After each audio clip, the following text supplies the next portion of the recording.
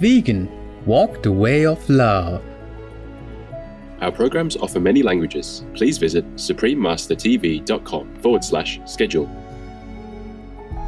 Like a bird that is flying from its nest, and that is the soul from which the Shekinah, divine wisdom or grace, does not move away.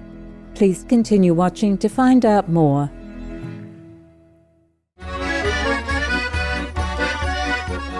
Привет всем нашим зрителям means greetings all our viewers in Russian. I am Vlad.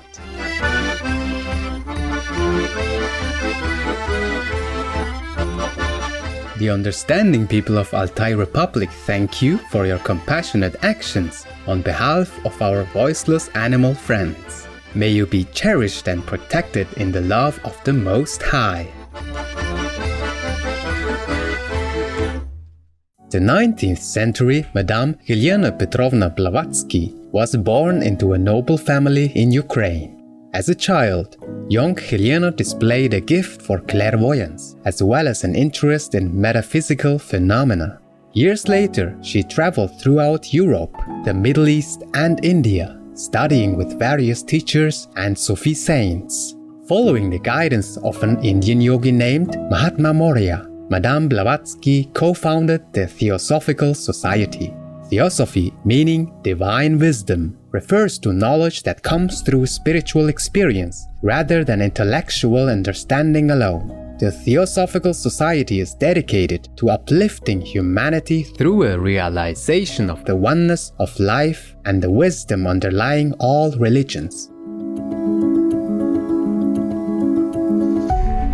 Madame Blavatsky wrote several important books on Theosophy, including Isis Unveiled, The Secret Doctrine, The Key to Theosophy, and The Voice of the Silence. The Secret Doctrine, published in 1888, is considered the Bible of Theosophy and the source book of esoteric tradition.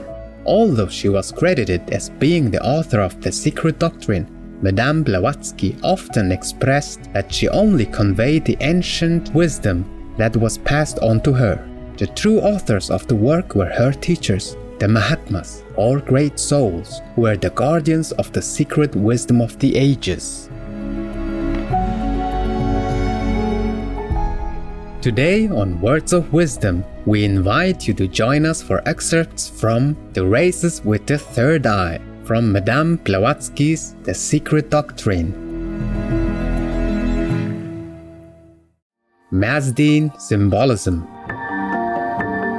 The Egyptian ram-headed god makes man of clay on a potter's wheel, and so in Genesis do the Elohim fashion him out of the same material.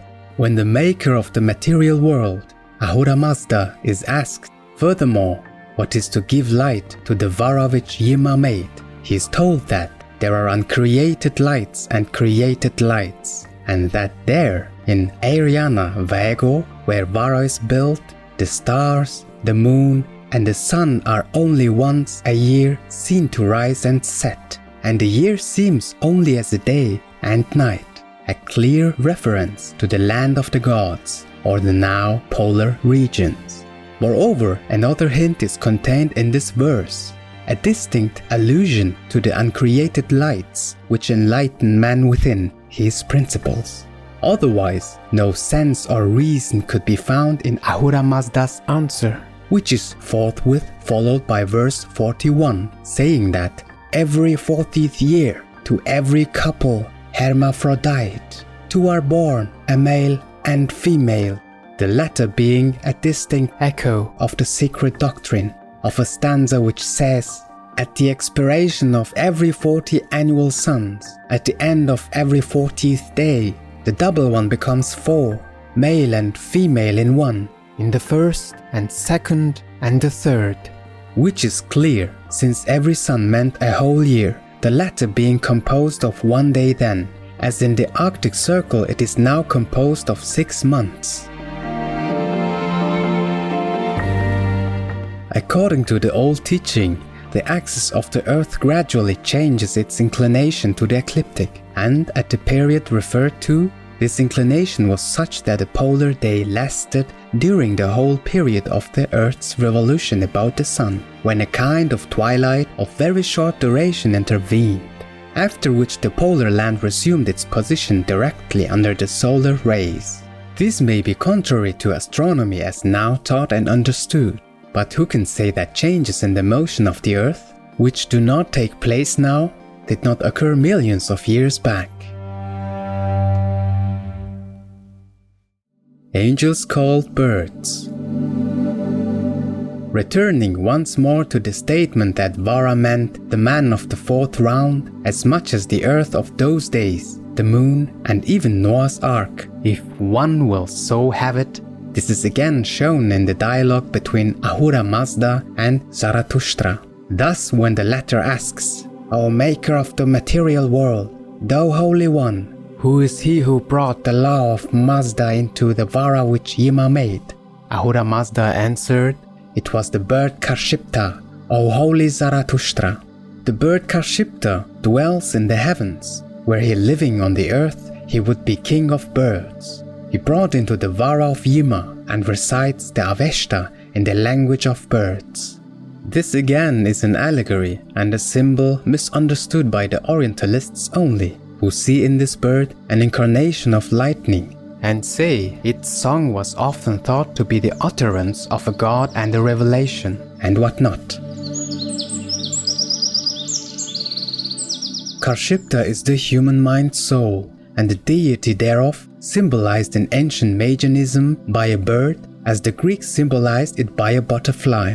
No sooner had Karshipta entered the Vara, or man, than he understood the law of Mazda, or divine wisdom. In the book of Concealed Mystery, it is said of the tree, which is the tree of knowledge of good and evil. In its branches of the tree, the birds lodge and build their nests, or the souls and the angels have their place. Therefore, with the Kabbalists, it was like a symbol. Bird was a Chaldean and has become a Hebrew synonym and symbol for angel, a soul, a spirit, or diva, and the bird's nest was with both heaven and is God's bosom in the Zohar. The perfect Messiah enters Eden, into that place which is called the bird's nest. Like a bird that is flying from its nest, and that is the soul from which the Shekinah, divine wisdom or grace, does not move away. The nest of the eternal bird, the flutter of whose wings produces life, is boundless space, says the commentary, meaning Hansa, the bird of wisdom. It is Adam Kadmon who is the Sephirothal tree, and it is he who becomes the tree of knowledge of good and evil, esoterically. And that tree hath around it 7 columns, 7 pillars of the world, or rectores, the same progenitors, or Sephiroth again, operating through the respective orders of angels in the spheres of the 7 planets, etc., one of which orders begets giants, Nephilim, on earth. It was the belief of entire antiquity, pagan and Christian, that the earliest mankind was a race of giants. Certain excavations in America, in mounds and in caves, have already yielded in isolated cases groups of skeletons of 9 and 12 feet high. These belong to tribes of the early 5th race, now degenerated to an average size of between 5 and 6 feet. But we can easily believe that the Titans and Cyclopes of old really belonged to the 4th Atlantean race, and that all the subsequent legends and allegories found in the Hindu Puranas and the Greek Hesiod and Homer were based on the hazy reminiscences of real Titans.